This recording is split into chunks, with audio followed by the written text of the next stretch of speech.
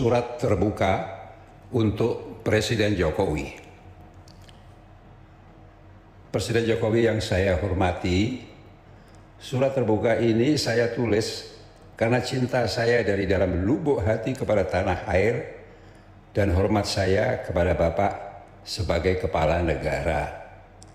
Bapak bisa membacanya sebagai kritik, tetapi saya tidak ragu karena Bapak pernah bilang langsung kepada saya bahwa Bapak tidak keberatan dikritik karena kritik adalah masukan bagi Bapak.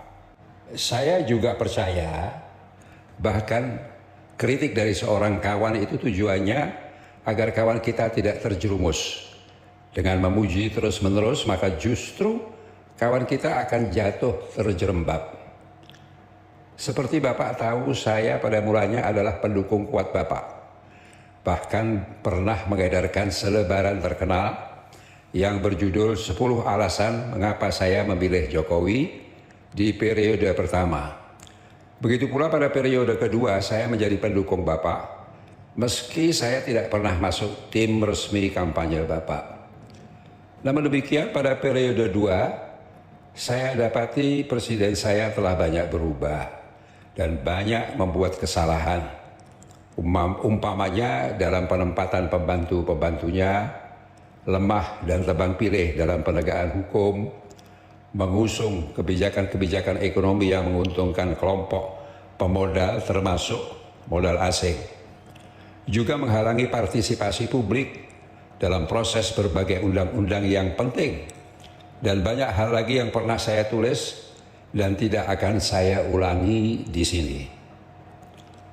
Tapi yang utama dan terpenting dalam tulisan singkat ini adalah saya merasa di ujung jabatan Bapak, Presiden kita telah mengambil langkah-langkah dan manuver-manuver politik yang membahayakan demokrasi kita, sehingga demokrasi yang dengan susah payah dan korban jiwa telah dibangun di negeri ini oleh anak-anak muda pada revolusi atau reformasi tahun 1998, sekarang menurut pendapat saya dalam keadaan bahaya menuju keruntuhan. Yang saya maksud adalah dalam setahun terakhir ini Bapak tidak lagi konsentrasi pada pekerjaan utama yang dimandatkan rakyat yang harus diakui telah mencapai berbagai kemajuan yang menggembirakan, tetapi telah bermanuver untuk merusak demokrasi, antara lain dengan pembatasan jumlah calon presiden oleh undang-undang, dan ada berbagai perilaku aib yang membahayakan demokrasi, baik langsung oleh Bapak sendiri maupun oleh pembantu-pembantu Bapak yang dekat dan bekerja di istana, yang tidak mungkin dilakukan tanpa sepengetahuan dan restu dari orang paling berkuasa di negeri ini, yaitu Presiden RI. Seperti kita ketahui, meski undang-undang dibuat di DPR, namun tidak akan menjadi undang-undang tanpa kesepakatan dan persetujuan eksekutif yang ikut bersama menyusunnya. Saya ingin mengingatkan bahwa korupsi itu bukan sekadar korupsi uang saja, tetapi ada korupsi dalam bentuk lain. Presiden Jokowi diberi mandat oleh rakyat untuk bekerja sepenuh waktu untuk sebesar-besar manfaat bagi seluruh bangsa Indonesia. Tetapi ketika Presiden menggunakan waktunya dan fasilitas serta simbol negara untuk bermanuver politik bagi keuntungan dirinya atau kelompok yang dekat dengannya atau keluarganya, maka sebenarnya beliau telah terperosok ke dalam perbuatan koruptif yang hukumnya haram. Saya yakin Bapak adalah seorang Muslim yang baik dan religius. Oleh karena itu saya akan mengingatkan hal ini dari sudut pandang agama Islam juga. Dalam Islam, istilah husnul khotimah dan su'ul khotimah sangat dikenal. Artinya akhir yang baik dan akhir yang buruk.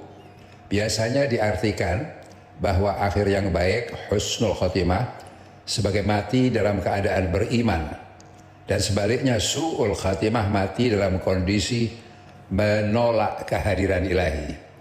Namun husnul khatimah bisa juga diartikan ketika seseorang konsisten dan banyak melakukan kebaikan sampai akhir hayatnya.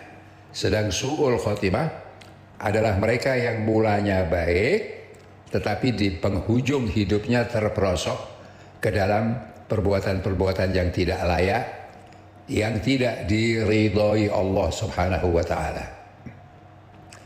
Inilah mereka yang berada dalam kerugian besar yang sangat merugikan dirinya, baik bagi kehidupan di sini seterusnya maupun kehidupan berikutnya di akhirat nanti. Seperti kita ketahui, hidup kita di sini ini hanya sementara. Hidup kita yang panjang nanti ada pada tahap berikutnya, yaitu di akhirat. Bahkan kita disarankan untuk tidak memberi nama anak kita yang baru lahir dengan nama orang besar sebelum orang itu wafat.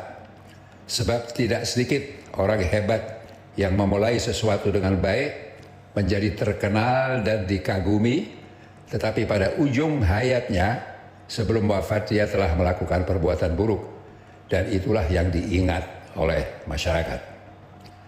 Dalam pemilihan umum legislatif dan pemilihan umum presiden bulan Februari tahun depan, tugas seorang presiden adalah memastikan bahwa pemilu dan pilpres itu berjalan dengan damai, adil, dan jujur. Bukan ikut campur di dalam menentukan siapa yang boleh ikut di dalam kontes presiden maupun yang tidak boleh karena pertimbangan kepentingan kelompok. Saya tidak tahu apa sebenarnya yang dituju oleh Presiden Jokowi sehingga ada kandidat yang terang-terangan dihalangi untuk maju sebagai capres. Orang bertanya apakah Pak Jokowi takut bila calon itu menang bisa membongkar rahasia-rahasia yang membahayakan dirinya, atau ini hanya sebuah ego bahwa presiden mendatang harus melanjutkan program-program yang ditinggalkan oleh Presiden Jokowi seluruhnya, baik program-program itu dinilai tepat maupun dinilai tidak menguntungkan rakyat banyak.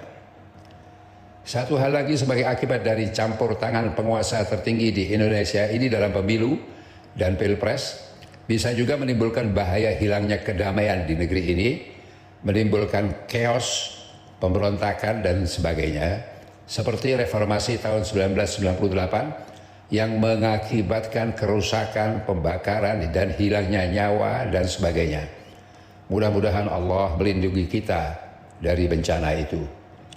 Perlu saya ingatkan meski tidak banyak, tetapi masih ada waktu untuk Bapak berubah dan memperbaiki diri segera, menjadikan Presiden Jokowi sebagai penguasa tertinggi yang menjamin kelancaran perjalanan pemilihan umum dan pilpres mendatang dengan damai, adil dan jujur.